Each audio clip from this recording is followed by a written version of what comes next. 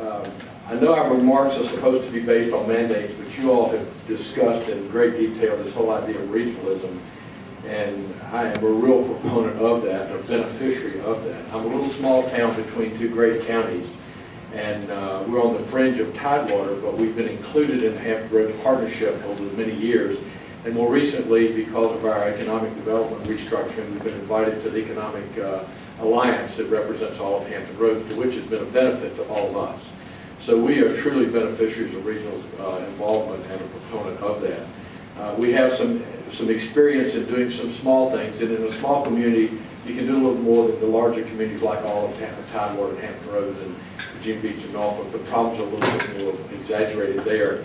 But just to give you a couple of instances, Southampton and Franklin, back when I first became mayor, entered into a revenue sharing agreement so that we could, who have no property but have infrastructure, could help Southampton develop their property who had no infrastructure.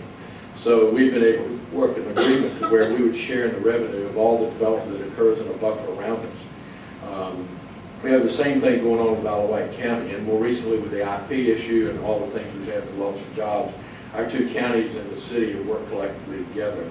We even 2 weeks ago had another meeting to see what other regional things could we do that are more efficient and beneficial. So I applaud the effort on regionalism. It does work, and I think we're a little bit of a microcosm that we could be used as a case study to see how some things at least could happen. We've had our share of failures. We wanted to combine or at least consider the combination of our social services. Southampton ended up without a director. We had one.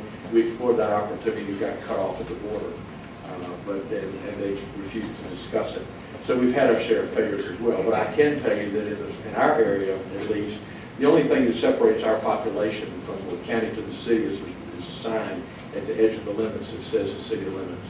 It's one community, and we can, in fact, work together. And I like the idea of revenue sharing.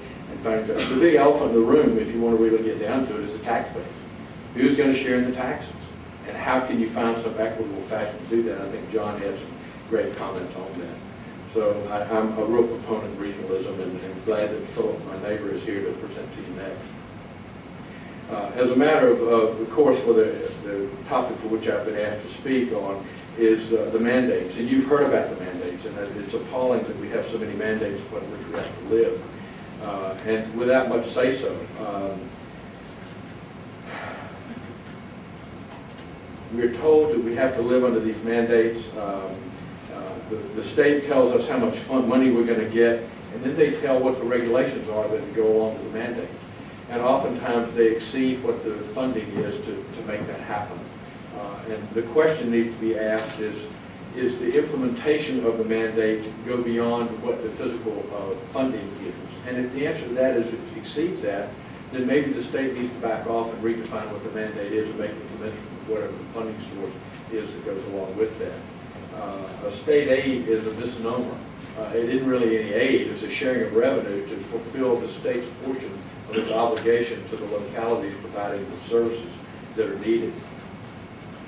Localities just have to pony up the difference. And I'm preaching to the choir. I've got Paul, I've got Alicia sitting there, and Mary Ewell sits on our board of directors and is a great partner in that. And so we all share the pain in all that. And we are the ones that end up having to pick up the slack or carry somebody else's suitcase when they choose not to fund it. And it's becoming more difficult all the time. There are a few areas that I'll touch on. I know Philip probably wants to mention some, and you've heard it all before, and like I said, I'm preaching to the choir. But just let me, if we go back and start taking away the B-poll tax and the personal property taxes and machinery and tools, where are we going to get the money? I mean, it's pretty darn simple. If you take that away from us, we're left with more real estate tax. But it's the same people paying the same thing.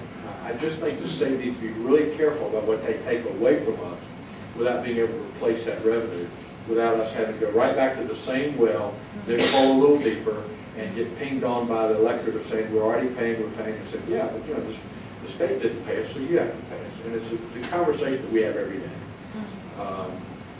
Debbie mentioned a little bit ago about the graduation rate and about investing in education, and I would just like to make one comment. We had a conversation 6 years ago about how could we affect the graduation rate. And we decided that it was not a lost cause to give up on the seniors, but it was less work that could be done with the seniors than it might be done on the early end. So we developed an Early Childhood Development Commission. And now we're investing substantial money on pre-K to birth. And we're investing there. And it'll take a while to turn the curve, but we really believe it will turn the curve and improve all educational opportunities for our children. That became a singular item for the city of Franklin. We decided to make it regional, reached out to Southampton and Isle of Wight, who gladly joined in because we have the same community of interest, same population, and now we have Western Tidewater, Smart Beginnings of Western Tidewater, and are funded very well to make a difference in early childhood development to make that turn. So the problem is that the state needs to be sure to recognize that as a resource of making a difference in graduation rate. And I don't know what the numbers are. If you invest $1,000 now in early childhood development, you save $30,000 a year on inmate expense later on. There's another detail that says that if you measure the reading level at third grade level, you can actually tell what the census is going to be in your prisons based on third grade reading level. So there's some real dynamic statistics. You can also do it special.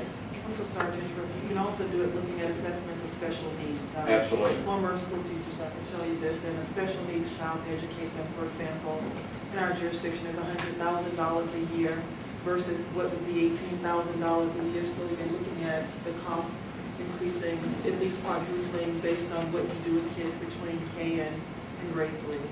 So it's well, and even birth to K.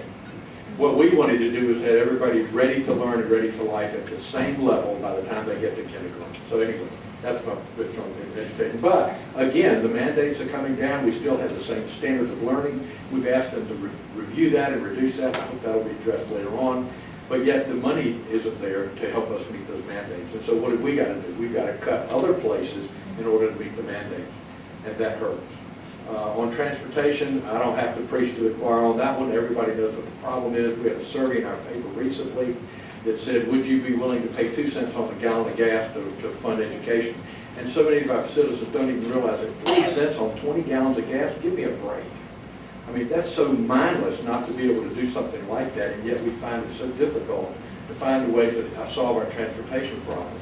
And when they're not solved at the state level, they get then passed down to local money to try to solve transportation problems that we can't address. We just can't do it all.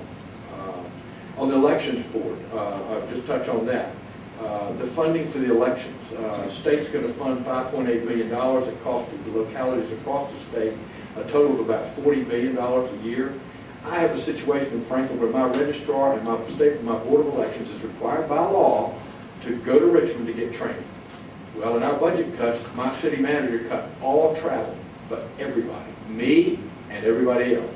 I got a paddle of rowboat to go anywhere. I don't get any reimbursement. My board of elections has to go to Richmond. They're paying it out of their pocket because the state isn't paying for them to come to Richmond for that meeting. So, and there are things like that that just really seem to be inconsistent with providing good governance at the local level. The benefits that are being reduced on the local employees, all the way from retired teachers' pay for health insurance, the deputies and employees of the Sheriff's Department, regional jails are having to, their enhanced revenue of their retirement benefits are having to be picked up by us, as well as those people who are hurt in the line of duty. Another quick example of the pass down on these mandates. We just had a budget hiccup just after we'd already passed our budget to come up with $350,000 to fund our regional jail because the state funding is cut back. And we just couldn't, where are we going to come up with $350,000? I mean, that's a big number to us. It's not a big number to the bigger city, but that's a huge number for us, out of budget. And so we had to cut programs. We had to cut other services to the city that people want. So the mandates are really crippling us, and these are just to mention a few. But I appreciate the opportunity to talk with you today, and I really applaud what you're doing. There are some solutions out there regionally, but we really need your help on getting the attention of the state. Please don't take any more money away from us, but don't make us do more than we can possibly. We're choking. We can't do any more with the less amount of money that we have. Thank you. Thank you.